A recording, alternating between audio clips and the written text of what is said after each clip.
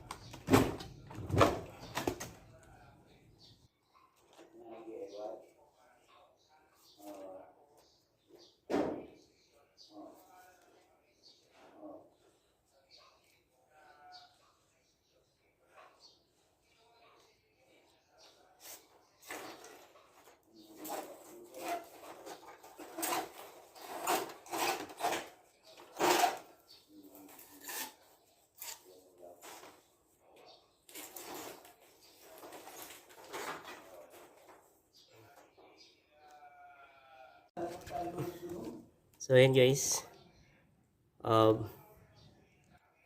yan ang natin dito, sitwasyon.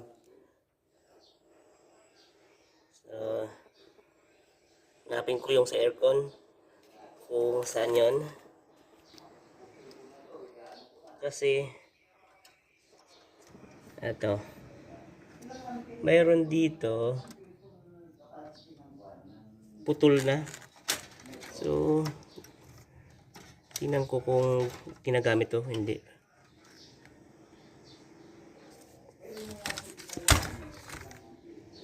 Yan. So trace ko pa tong iba na to. Yan, may putol kasi. Then yung isang aircon na puti. Ito.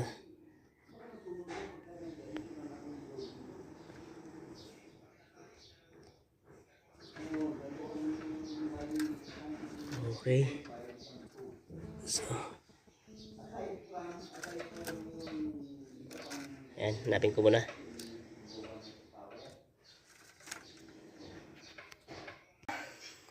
So yun guys, try nating hatakin to kasi pinutol ko na to dun sa taas, ACU.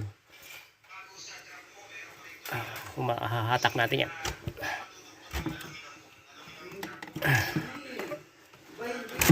Ayan. Ayun. Hatak na natin. Okay, para mabawasan lang yung laman nitong tubo. Ayan. Unti-unti. So, ayun guys. Meron tayong ano dito. Nakiraan na tatlong wire. Ito dito, dumaan sa pull box. Then pumunta dito sa tubo na to. Then pumunta dyan. So, ang gagawin natin dyan, puputulin ko. Pero bago ko siya putulin, tatandaan ko muna. Kagaya nito. Halimbawa itong blue, lagyan ko ng tape na puti. Then ito, papalitan ko tape na puti din. Itong kapartner niya. Tapos ito, okay na to. May tanda na, okay na yan. Then, so, yan. Dahil may tanda na to, okay na yan. Tapos, kapag nakalas ko yan, so, siyempre kakalasin ko isa-isa kasi baka may power yung isa dyan. Baka line 1 yung isa dyan kasi ito ay para sa three-way switch. Pwedeng traveler yung dalawa, then live yung isa. So, gagawin natin dyan, lalagyan natin ng tape. Tapos, idadaan ko na lang yan dito.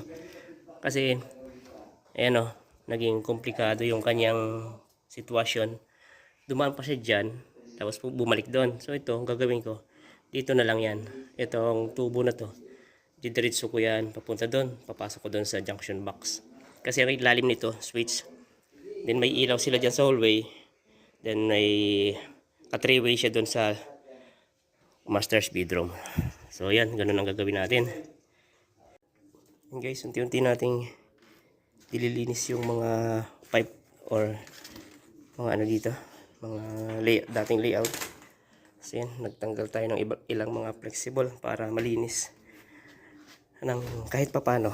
Ayun, ito. So pag sunod-sunurin natin yan kasi nga kung ano-ano na lang yung mukha ng mga ginawa dito dati. Hindi na naayos. Siguro ay ayusin natin yan ng konting-konti lang naman.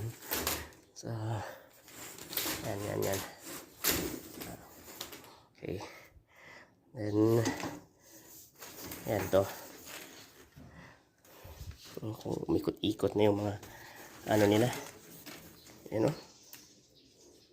Ang hirap na intindihin. So, ito, ipailalim ko yan doon sa flexible na yun, isa. Para medyo maayos-ayos naman ang mukha. So, unti-unti na ililipat na natin dito yan. Okay. So, guys, may nakita ko dito, mga wire na putol. So, yan, napasikip lang naman siya sa box sa siguro to. Putulin ko na lang kung saan ito pumunta doon sa box na yun. Wala naman ang gamit to. Then itong iba, putulang ko na lang din yan kung hindi naman bunot kasi dito pumunta yan. Okay, so yan, konting linis lang kasi ano lang, ang purpose lang natin, hindi na masyadong masikip pag tinakpan natin yung ano dyan, box. Then doon na natin nagla. Ayan o, may mga wire dito putol. Ayan o, putol na. Ayan, tingnan natin doon.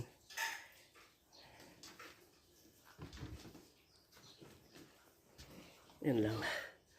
Ayan, daming wire. So ganyan yung mukha. Grabe. May mga hindi na ginamit, hindi naman tinape na mabuti, so dyan lang siya. So okay pa, sige pa.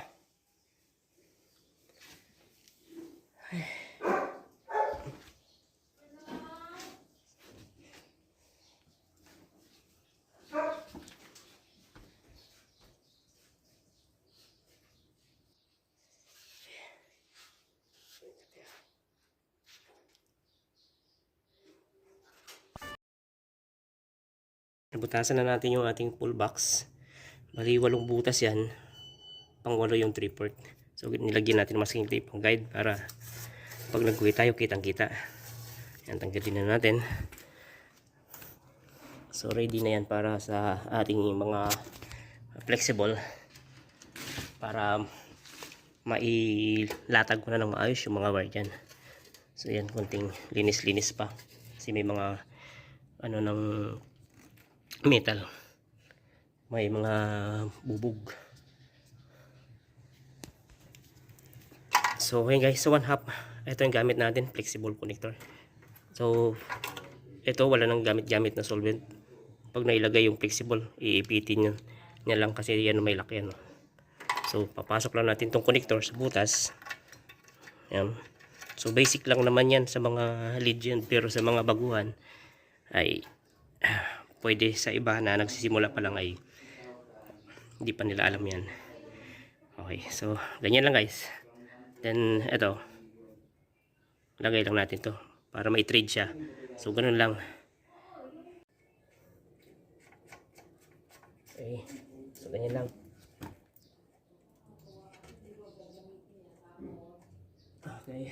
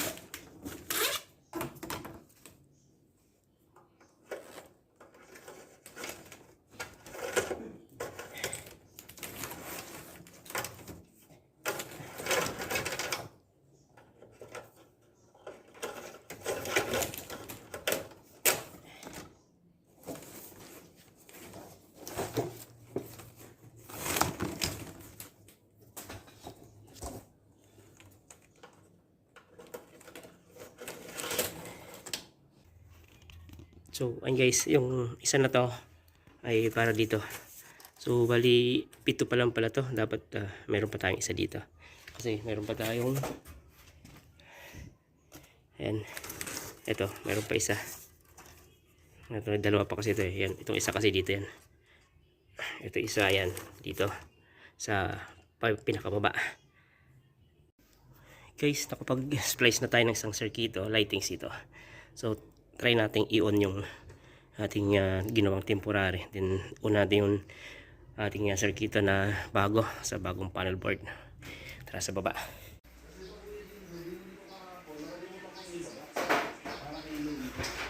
Off muna natin ulit yung main breaker nya.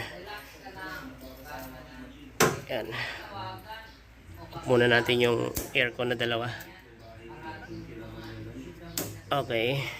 So lightings natin ay ito. Sana ay maging successful yan. On muna natin dito yung ating ginawang temporary. Okay. On natin. Balikan natin doon. On natin yung main. Subukan natin lightings kung walang sasabog. Ayun. Yun sabi ko na. Sa TV. Sabi sa TV. Sumabay yung sa TV. Ayun daw. Okay. So testing natin lahat ng ilaw kung gumagana. Ay, teka. Ayun. Okay na mga ilaw. Sige, off mo. Sige. On. Off mo to sa may ano. Ay, doon ata to. Doon. Off. Diyan. On mo. Nasa 3-way yan eh. 3-way yan, di ko pa naibalik. Doon sa CR. Tingnan ko kung meron.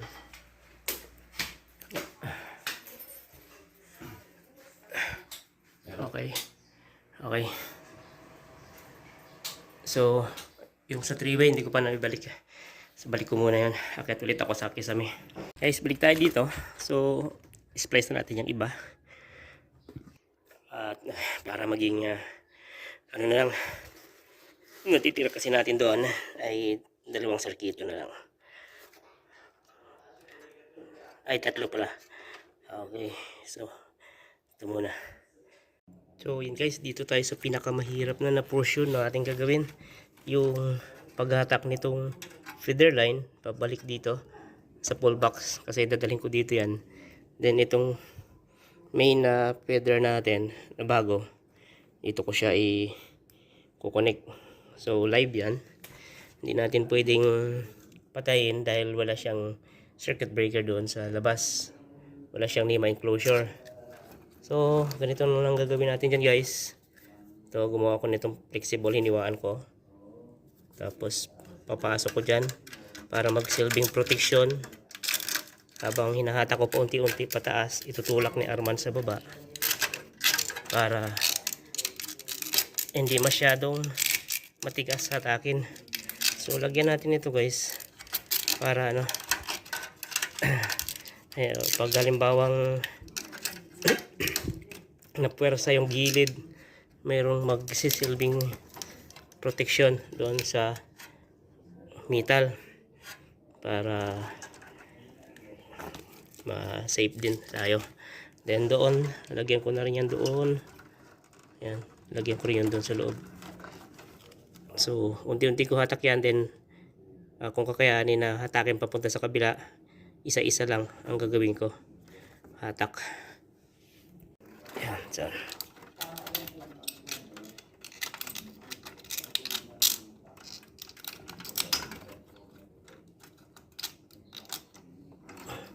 Lit kasi nung dating pull box. Medyo mahirap siya guys. Yan. Okay. So yan. So okay. So pwede na natin kalasin sa baba. Tatakin ko na, tapos titipan ko lang ang dulo niyan para maging safe. So pinasa ko itong isang pull box para pag hinata ko pabalik dito, maluwan lang. Guys, ito na yung pinakamahirap na gagawin namin ni Arman. So si Arman taga-alalay dito, ako hatak sa taas. Pagkakalas ko yan, puputulin ko, lalagyan ko ng tape mabuti. Then tatanggalin ko tong isang ano na to, o kaya itong dalawa na circuit breaker para pag hinata ko maluwag lang, o kaya hanggang 4 siguro. So plug in lang naman yan. Ano man? Ready? Okay na ka ba, no? So okay guys,